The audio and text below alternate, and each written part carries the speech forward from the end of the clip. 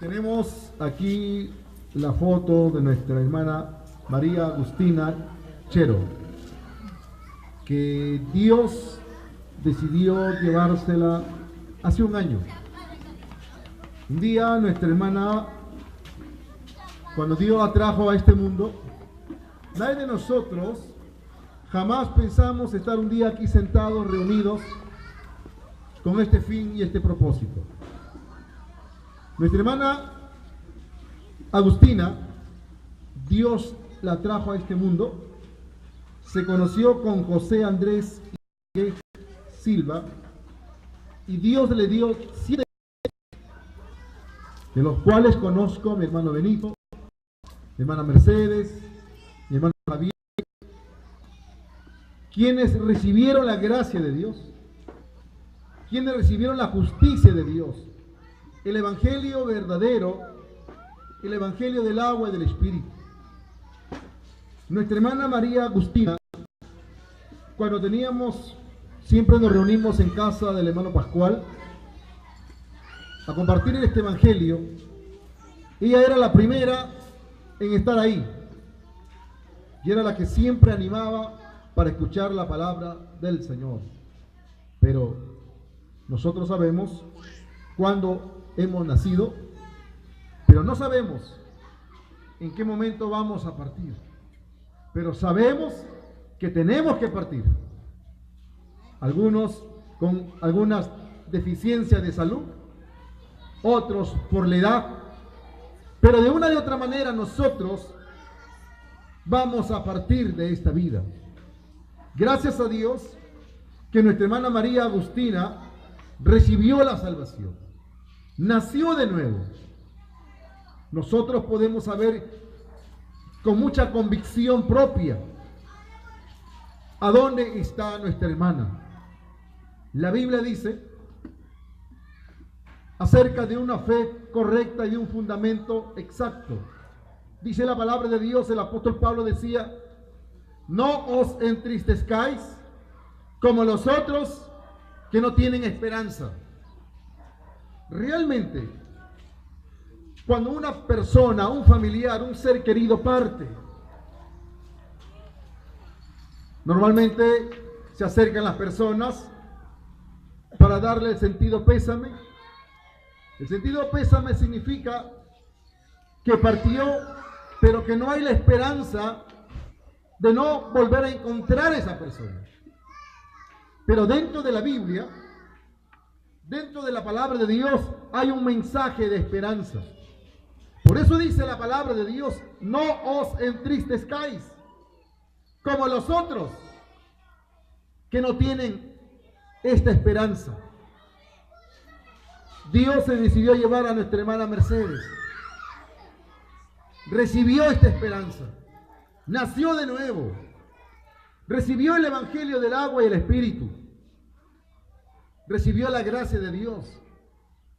Después le siguió nuestra hermana María Agustina, quien recibió esta esperanza. Y sabemos nosotros por la palabra de Dios a dónde están ellas. Tormento.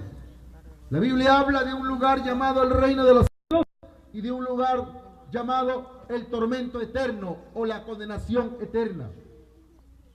La palabra que leyó el pastor Samuel acerca del rico y Lázaro, que quizá es muy conocido por muchas personas. Lázaro nació de nuevo. Nuestra hermana María Agustina nació de nuevo. Recibió la salvación. Recibió la gracia de Dios. ¿Cómo sabe usted que ha nacido de nuevo? Quizá usted todavía no conozca este evangelio, porque hay mucha gente que piensa que ha nacido de nuevo, lee la Biblia, va a una congregación. Hay mucha gente que dice: antes yo tomaba y ahora no. Antes yo le pegaba a la esposa, ahora no. Antes yo era de esta manera, vivía de esta manera, y ahora yo no vivo ya de esa forma. ¿Eso será nacer de nuevo? Déjeme explicarle en esta mañana, por la palabra de Dios, qué es nacer de nuevo. Dice la Biblia, Hechos capítulo 10, menciona a un hombre llamado Cornelio. Dice Hechos capítulo 10 del versículo 1 al versículo 6, que Cornelio era piadoso, temeroso de Dios con toda su casa. Oraba, ayunaba, hacía muchas limosnas al pueblo. Todo el pueblo sabía quién era Cornelio. Todo el pueblo sabía lo que ese hombre hacía y practicaba. Pero yo le pregunto, ¿Cornelio era nacido de nuevo? ¿Era piadoso? ¿Era temeroso? ¿Oraba? ¿Ayunaba? Todo el pueblo sabía, era muy caritativo con la gente. ¿Él será nacido de nuevo? Quizá usted todavía esté pensando y me diga, si él era nacido de nuevo. Pero la Biblia dice que a Cornelio se le dice, manda a buscar a ese hombre que se llama Pedro, y él te hablará palabras por las cuales serás salvo, tú y toda tu casa. ¿Qué hubiera pasado si Cornelio le llegaba la muerte sin antes haber escuchado a Pedro? ¿Qué hubiera pasado si en ese momento Cornelio le llegaba la muerte? Sin haber oído el mensaje del apóstol Pedro. ¿A dónde se iba? ¿Al cielo o a la condenación? Es importante que nosotros sepamos qué significa nacer de nuevo, qué significa recibir la salvación, qué significa ser salvo, recibir la justicia de Dios. Hay muchos lugares, son piadosos, son temerosos de Dios, hacen muchas oraciones, hacen muchos ayunos, ofrendan y diezman. ¿Eso será nacer de nuevo? Ellos habrán nacido de nuevo, pero la palabra de Dios quiere enseñarnos a nosotros qué es nacer de nuevo. Por eso la Biblia dice, manda a buscar a Pedro, porque él te va a hablar palabras por las cuales serás salvo, tú y toda tu casa. Déjeme preguntarle en esta mañana, ¿usted ha nacido de nuevo? Quizá me diga, pastor, pero yo antes tomaba, ahora no. Eso no es nacer de nuevo. Antes yo peleaba, pero ahora ya no. Eso tampoco es nacer de nuevo. Nacer de nuevo es, primeramente, saber quiénes somos nosotros. ¿Quién es usted? ¿Se conoce usted a sí mismo? ¿Cómo se considera delante de Dios? ¿Con pecado o sin pecado? ¿Qué dicen ustedes? ¿Cómo se considera usted, amigo, vecino, que me está escuchando en esta mañana? ¿Una persona justa sin pecado? ¿O una persona con pecado? Eso usted lo puede responder perfectamente ahí, en el silencio de su corazón. Pues, si usted tiene el pecado, ¿podrá entrar al reino de los cielos con el pecado? No. ¿Por qué? Porque dice la palabra de Dios, ¿quién estará delante de Dios? El que está limpio del pecado. Los justos que han sido limpios del pecado, ellos podrán estar en la presencia de Dios. La historia que leyó el pastor Samuel, el rico y Lázaro. Lázaro, dice la Biblia, que tuvo males en este mundo, su cuerpo lleno de llagas. Los únicos amigos de Lázaro eran los perros, porque los perros venían y lamían sus llagas. Pero un día ese hombre enfermo, un día ese hombre con un cuerpo lleno de llagas, recibió la salvación.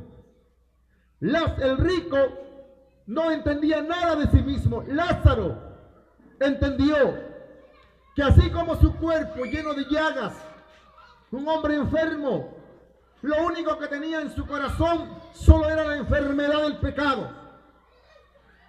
Pero un día ese hombre, ese mendigo, encontró la gracia de Dios.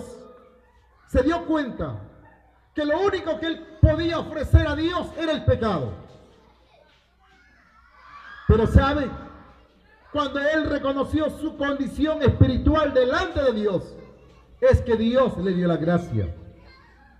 ¿A quiénes Dios puede salvar? ¿A quiénes Dios puede darle la salvación, la gracia, la justicia de Él? ¿Sabe? Aquellos que pueden conocerse a sí mismos. Quizá en esta mañana haya personas que digan, yo no soy tan malo. Yo no soy un gran pecador. Yo no soy como las personas que están saliendo en televisión, que han matado a sus mujeres, las han quemado. Ellos son tan malos. Los que están presos en un penal son muy malos. Son grandes pecadores.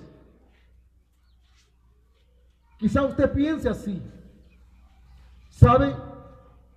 El mundo piensa así porque aún no ha conocido su corazón. No ha conocido quién es usted internamente en su corazón. Un día Jesucristo le dijo a los fariseos y a toda la gente que le seguía, Jesucristo le dijo a ellos, oísteis que fue dicho a los antiguos, no cometerás homicidio, porque cualquiera que cometiera homicidio es un reo de juicio delante de Dios. Bueno, los fariseos decían, nosotros no hemos matado a nadie, no le hemos quitado la vida a nadie, por lo tanto, nosotros cumplimos ese mandamiento. Estimado amigo, usted también quizá esté como los fariseos. No mataba a nadie. Y como no ha matado a nadie, entonces usted estaría cumpliendo ese mandamiento. Pero déjeme decirle que es un pensamiento errado y equivocado. Porque Jesucristo dijo, yo digo, la ley dice, no matarás. Pero Jesucristo le dio más peso a la ley. Jesucristo dijo, yo digo, que el hombre que se enoja contra su hermano ya es homicida, ya es un reo de juicio. El hombre que le dice necio, fatuo a su hermano, ya es un homicida. Levante la mano los que no se enojan, los que nunca se han enojado. Levante la mano los que se enojan. Solo los de adelante se enojan, los de atrás. Déjeme decirle, ¿cuántas veces usted ha matado a su marido en su corazón? ¿Cuántas veces usted ha matado a su mujer en su corazón? ¿Cuántas veces ha matado a sus vecinos en su corazón? ¿Se ha enojado con ellos? ¿Se ha enojado con su familia? ¿Sí o no? ¿Verdad que sí? Entonces, ¿qué tenemos aquí? Tenemos aquí un montón de homicidas. Entonces, cuando la ley dice no matarás, quiere decir, usted y yo somos homicidas. No porque nosotros no le hubiésemos quitado la vida a una persona significa que cumplimos el mandamiento. No. Cuando Dios dio el mandamiento fue dado para que el ser humano pueda conocer su corazón y comprender lo denigrante, lo perverso y lo malo que es el ser humano delante de Dios. Pero ¿sabe? Cuando el ser humano no conoce su corazón, solo pensamos en nuestra propia justicia, cuán buenos somos, que somos mejor que el vecino, que somos mejor que los demás. Eso pensamos cuando no nos conocemos a nosotros mismos. Pero cuando la palabra de Dios está revelando el corazón del ser humano, Marcos capítulo 7, versículo 21 al 23 dice que no lo que entra por la boca del hombre contamina al hombre, sino lo que sale del corazón. Eso es lo que contamina al hombre.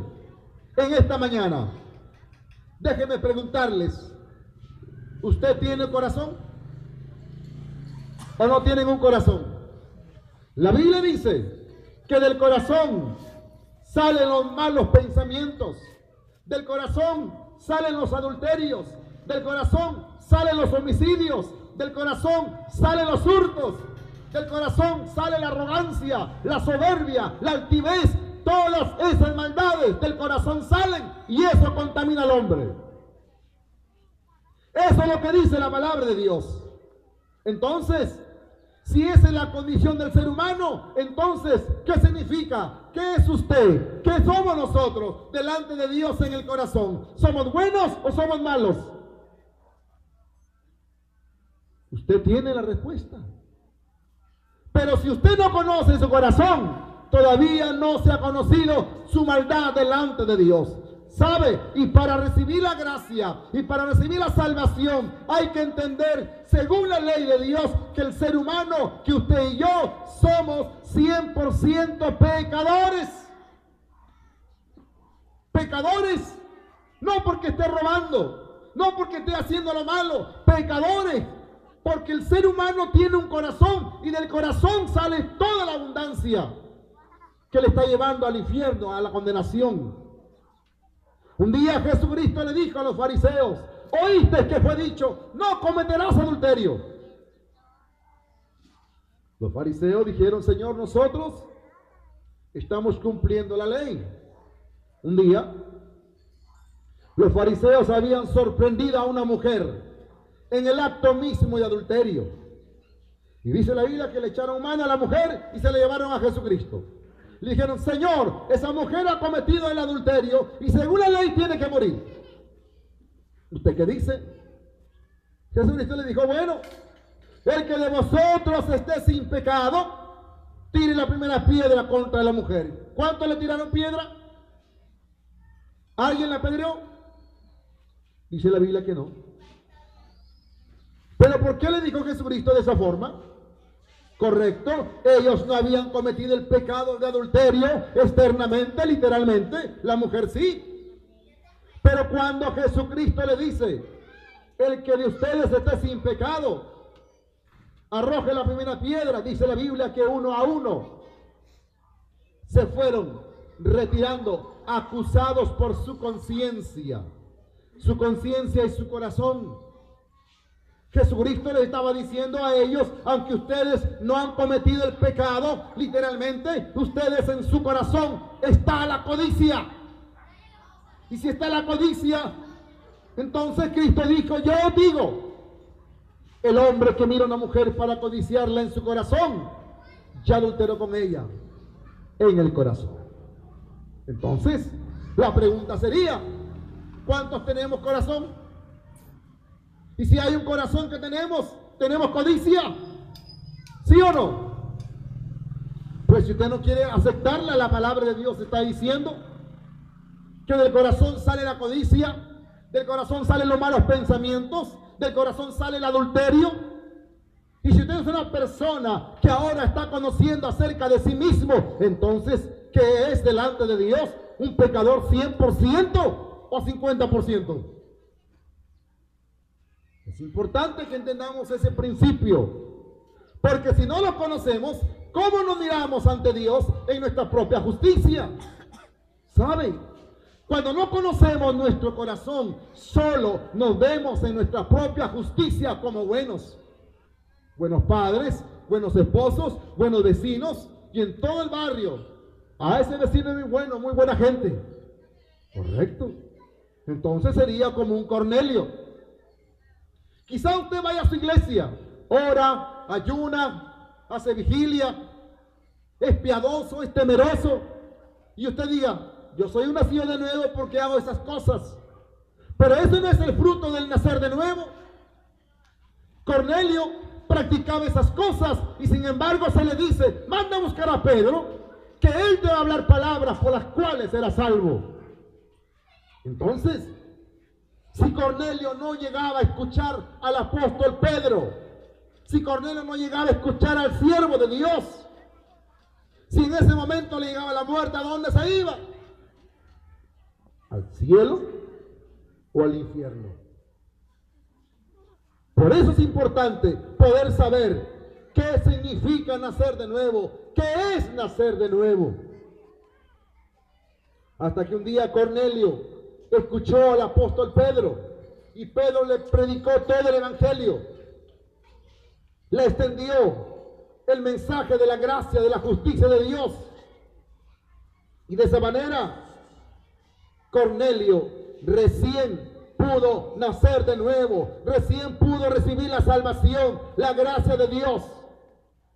Por eso es importante, dice la Biblia, en el libro de los Hechos, acerca de la historia de un hombre llamado Felipe y el etíope. Dice la Biblia que venía un hombre de otro país a Israel. Este hombre, un eunuco, un etíope funcionario de Candace, donde estaba la reina de Etiopía. Este hombre estaba encargado de los tesoros de su nación.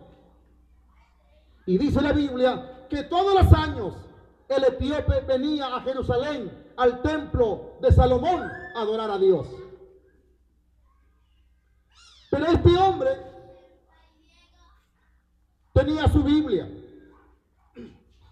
Este hombre leía la Biblia. Se iba a Jerusalén a presentar su adoración. Los sacerdotes, los fariseos lo recibían. Y él volvía a su casa, volvía a su nación, a Etiopía. Otra vez a su lugar, pero se iba vacío. Venía a adorar, pero no había nacido de nuevo. Venía a presentar ofrendas, pero no había nacido de nuevo. Venía a traer su adoración a Dios, pero no era un hombre nacido de nuevo. ¿Por qué? Dice que en el camino, en su carro, iba leyendo al profeta Isaías. Y de repente apareció el siervo de Dios, el evangelista Felipe. Y le pregunta, ¿entiende lo que lees? Ese hombre le dijo, ¿cómo podré entender si no hay quien me predique, si no hay quien me enseñe? Estimado amigo, esa es la historia que se vive hoy en día. Mucha gente va a muchas congregaciones, mucha gente asiste a muchas reuniones. Le han enseñado que hay que cantar, le han enseñado que hay que adorar, le han enseñado que hay que diezmar, le han enseñado que hay que traer las ofrendas, como el eunuco. Todos los años venía a Jerusalén a adorar, pero ningún maestro de la ley, ninguno de los que estaban ahí en el templo de Salomón, jamás le hablaron del nacer de nuevo, jamás le hablaron de la salvación correcta, pero sí le hablaron que tenía que ofrendar para que no se vaya al infierno. Sí le hablaron que tenía que traer para que la ira de Dios no caiga sobre él. Eso sí lo hablan y lo predican muy bien, pero no hablan cómo nacer de nuevo, cómo recibir la salvación, cómo ser justo, cómo ser limpio del pecado. Así regresaba el eunuco a su casa después de haber adorado en Jerusalén, después de haber ofrendado, dado sus diezmos, sus ofrendas, regresaba a su casa hasta que encontró el verdadero siervo de Dios, Felipe, que le transmitió el nuevo nacimiento, cómo nacer de nuevo, qué es lo que ha hecho Dios para salvarnos, qué es lo que ha hecho Dios en su justicia para traernos una gracia, un perdón eterno, una salvación eterna. Dice que encontró a Felipe, y Felipe, a partir de esa escritura, le anunció el evangelio. ¿Qué significa el evangelio? Buenas nuevas de salvación. Quizá usted en esta mañana sea un eunuco más, sea un etíope que tiene 5, 10, 15, 20 años y que hace todo lo que el eunuco hacía y que hace todo lo que Cornelio hacía, pero todavía no ha nacido de nuevo. ¿Por qué? Porque no conoce el evangelio verdadero de la justicia de Dios. Dice aquí la palabra de Dios: el rico se encontraba en el tormento eterno, abrió sus ojos y se encontró en el tormento eterno y decía: Padre Abraham, manda a Lázaro para que moje mi lengua con un poco de agua. Y la respuesta divina le dice, es imposible que alguien pase de aquel otro lado porque hay una gran cima. Entonces el rico, en el tormento eterno, se acordó que acá en Zapayal tenía 5 hermanos que todavía no habían nacido de nuevo. Se acordó, Señor, manda a Lázaro, hazlo que resucite para que se vaya a mi familia, a mis 5 hermanos y les predique la palabra y no vengan a este tormento eterno. ¿Sabe lo que le respondió la palabra de Dios? La respuesta divina le dijo, a Moisés y a los profetas tienen, óiganlos. Entonces, ¿de qué manera pensaba el rico?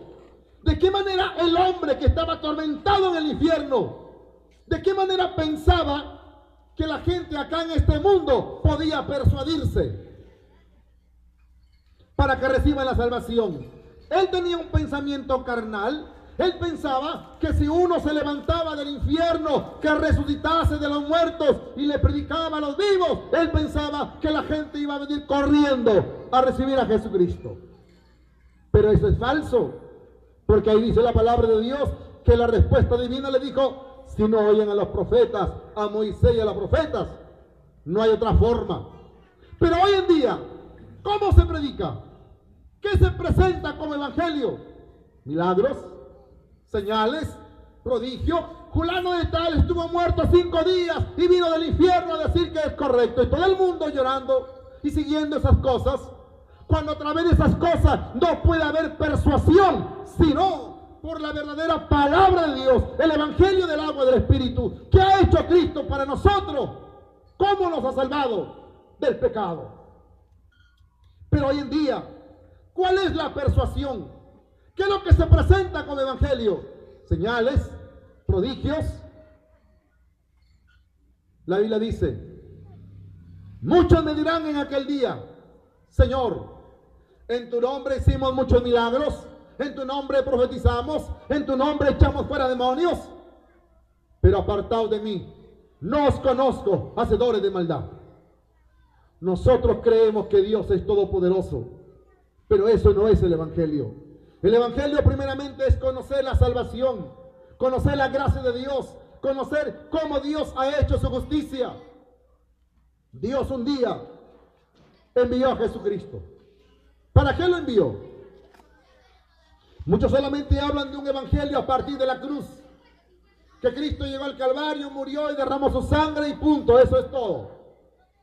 Pero déjenme decirles por la palabra de Dios, Jesucristo, Mateo 5:17 dice, yo no he venido a abrogar la ley, yo he venido a cumplirla. Entonces, si usted es un lector de la palabra de Dios, si usted es una persona que le gusta estudiar, inquirir en la palabra de Dios, debe analizar qué es lo que Cristo vino a cumplir de la ley. En el Antiguo Testamento, en la justicia de la ley, habían 3 requisitos que Dios había determinado para que los pecadores puedan ser limpios del pecado.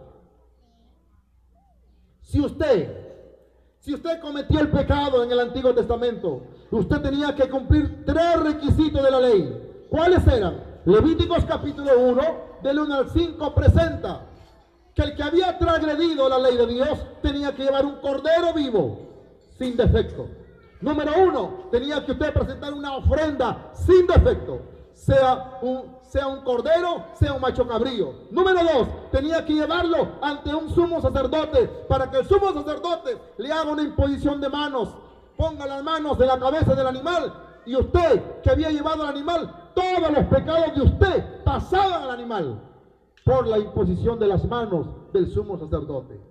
Ese es el punto número 2. Número 3, después que sus pecados del transgresor pasaron al animal, ese animal le cortaban el cuello, lo cual ahí le llama derramamiento de sangre.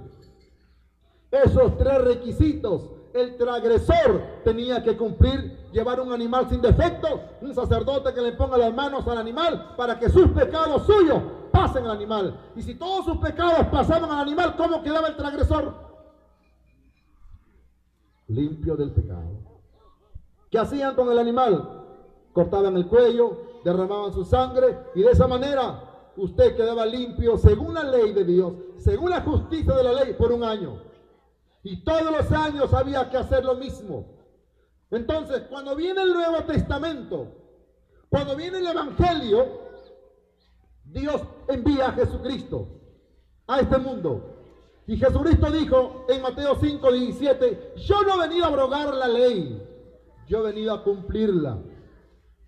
Jesús, el Cordero de Dios, es el Cordero que Dios lo envió para usted, para mí. ¿Qué hizo ese Cordero? Jesucristo, para poder salvar al mundo de todos los pecados, tenía que cumplir la justicia de su Padre, lo que la ley de Dios exigía. Ya tenemos a Jesús, el Cordero sin defecto. Amén. Amén. ¿Sabe usted que Jesús es el Cordero de Dios? Sí, Jesucristo es el Cordero que vino para usted y para mí. Pero ese Cordero, antes de subir al Calvario, tenía que bajar al río Jordán por las manos de un hombre llamado Juan el Bautista. ¿Por qué? ¿Quién era Juan el Bautista? Juan el Bautista era el último descendiente de Aarón. Su padre se llamó Zacarías y su madre Elizabeth. Por Zacarías y su madre, los dos eran descendientes de Aarón, y por lo tanto Juan el Bautista era 100% descendiente de Aarón, el último sacerdote. Por eso cuando Jesucristo va al río Jordán, Mateo capítulo 3, versículo 15, le dice a Juan, tienes que bautizarme, porque así conviene que cumplamos toda justicia. Cuando Juan bautiza a Jesús, pone las manos en el Cordero de Dios. ¿Para qué? Para que su pecado de usted y los míos y los de todo el mundo pasaran al Cordero de Dios. Por eso dice Mateo 3:16 que cuando Cristo fue bautizado, Juan le pone las manos en la cabeza de Jesucristo y él sale del río Jordán. Dice la Biblia que los cielos se abrieron, los cielos le fueron abiertos. ¿Por qué? Porque en el mundo, mientras el pecado reinaba en el mundo, los cielos se habían cerrado. Pero cuando llegó el Cordero de Dios, el Hijo de Dios, el Salvador del mundo, la justicia de Dios, llegó al río Jordán. Juan, sacerdote, representante de todos los pecadores del mundo, Jesús, Cordero de todos los pecadores del mundo, pasaron, recibió los pecados de todo el mundo cuando Juan el Bautista impuso las manos sobre la cabeza de Jesucristo. Por eso, cuando salió del río, los cielos le fueron abiertos y el Espíritu Santo, como una paloma, bajó sobre Jesucristo. Es ahí donde Cristo dice, arrepentidos y convertidos, porque el reino de los cielos se ha acercado. ¿Cuál es el reino de los cielos? La justicia de Dios, que Dios envió a Jesucristo para cargar tus pecados, pasados, presentes y futuros. No sé si usted pueda creer esa justicia que Dios ha hecho para ustedes. Pero todavía vive en la iglesia pensando si Dios puede quitarle, si Dios puede perdonar sus pecados, cuando ya Cristo hace más de 2000 años bajó al río Jordán, cargó sus pecados, aun cuando ni siquiera usted había nacido. El Cordero de Dios ha hecho esa obra perfecta. ¿Para qué? Para que usted comprenda la salvación que Él ha hecho, no lo que usted haga por Dios. Lo que usted haga no sirve para nada. Lo que usted necesita es reconocer su condición pecaminosa y lo que ha hecho Cristo a través de su justicia en este mundo. Eso es nacer de nuevo, tener la fe para que Cristo fue bautizado, tener la fe para que Cristo llegue al Calvario, tener la fe para que resucitó de entre los muertos. Bajó al río Jordán para cargar con nuestros pecados del mundo. Oiga bien esto. Después que Juan bautizó a Jesús, San Juan 1:29 dice, he ahí el Cordero de Dios que quita el pecado del mundo.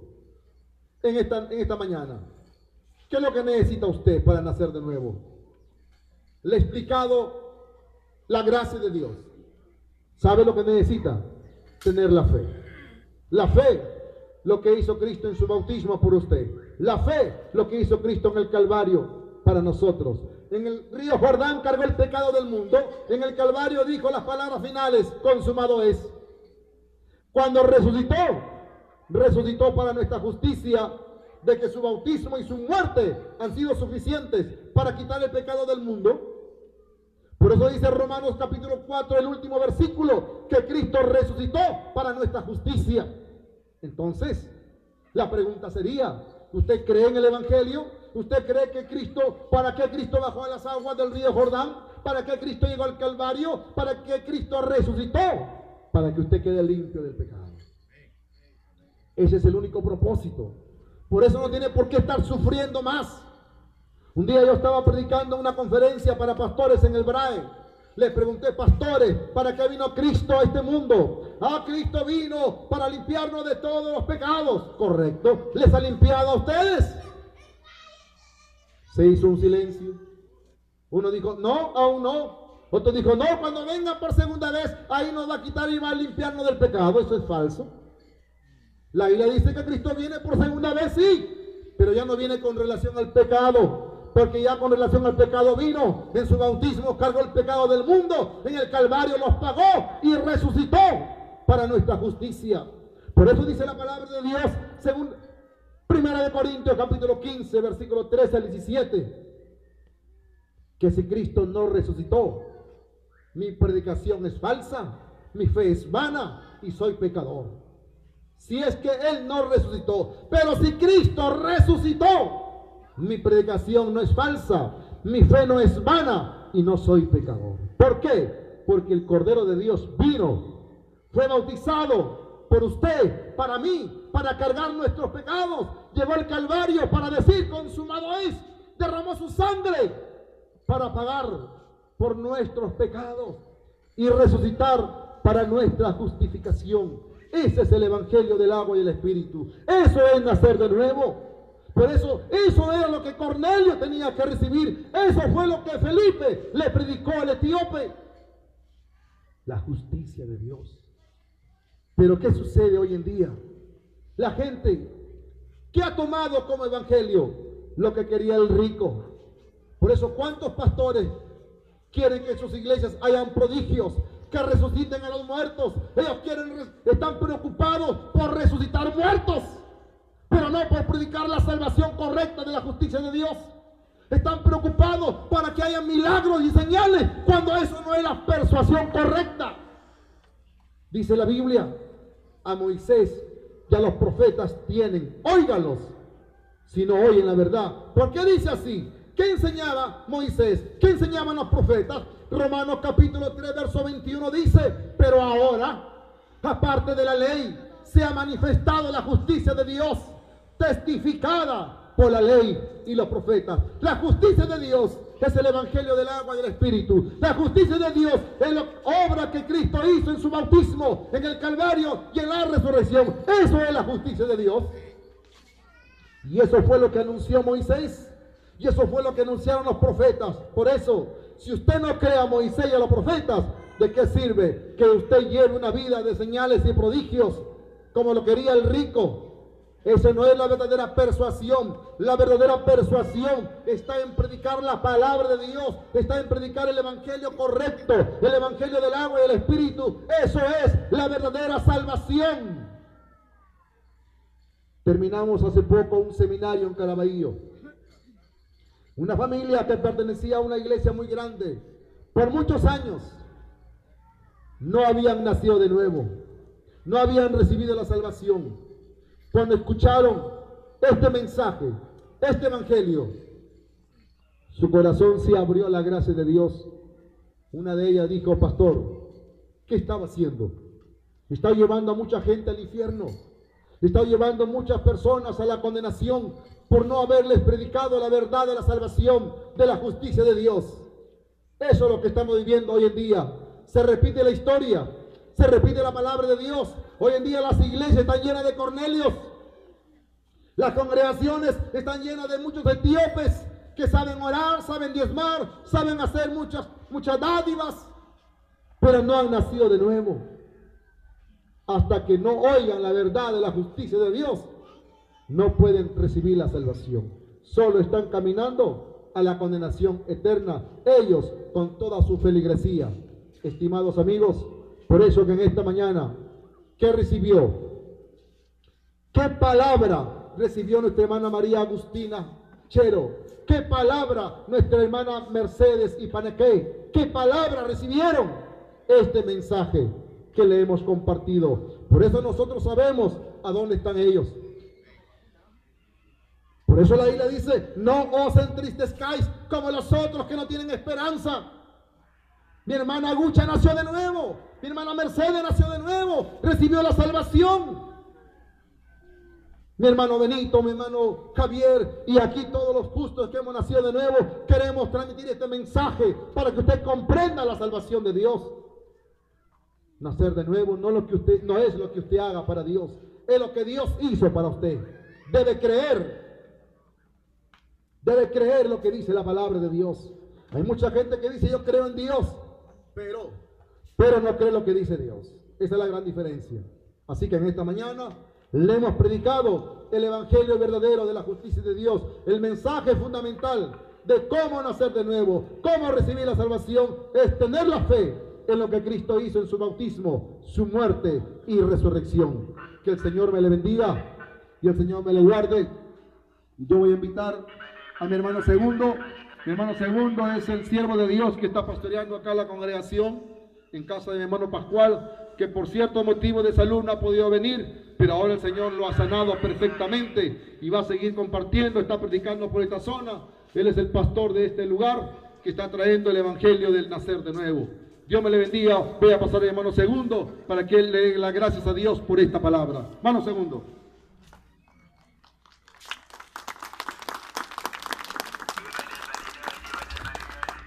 Muy buenas tardes, gusto de saludarle. Dios me lo bendiga.